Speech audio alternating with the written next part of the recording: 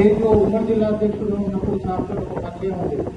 ఆ పరిచయాన్ని మరి అనుభవం తీసుకొని సార్ దగ్గరికి వెళ్ళగానే నేను అంత పెద్ద జిల్లాలో అందరూ ఉద్యోగ కోసం పోరాటాలు చేస్తూ నువ్వు లెక్కన అని నా వెన్నంటి ప్రోత్సహించిన వ్యక్తి అనిపిస్తుంది.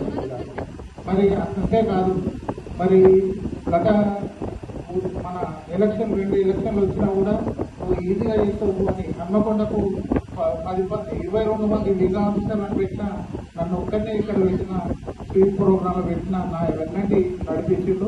మరి సబ్జెక్టు సైతం అన్ని సార్లు తెలుసు. కానీ అతని దగ్గరికి వెళ్ళేవారు ఆ డోర్ తీయంగానే ఒక బాహుబలి లాంటి ఆకారం కనబడుతుంది. ఒక సార్ మాట కూడా కరుపుగా ఉంటుంది. కానీ అరే ఎందుకు వచ్చినవారు అంటాడు. కానీ వెంటనే మళ్ళీ సమాయించుకొని బాబు చెప్పురా నాయన నీకు ఏం పని ఉన్నది, ఒక్క మసీదు పోయిన సమయాలలో మాత్రం అందుబాటులో ఉంటాడు. కానీ అంటే నమాజ్ ఎన్నిసార్లు ఉన్నా అన్నిసార్లు చదువుతాడు. కాబట్టి ఆయన సుఖ సంతోషాలతో ఉండడం వాళ్ళ ఫ్యామిలీ చూస్తే మహా ముచ్చటేస్తుంది. అందరూ కూడా భక్తులు. ఇంకా టైం ఇస్తే ఇంకా సుదీర్ఘ ఉపన్యాసాలు చేసేవారుగా ఉన్నారు. అలాగే మా ప్రకాష్ రెడ్డి గారు వారి ముఖంలో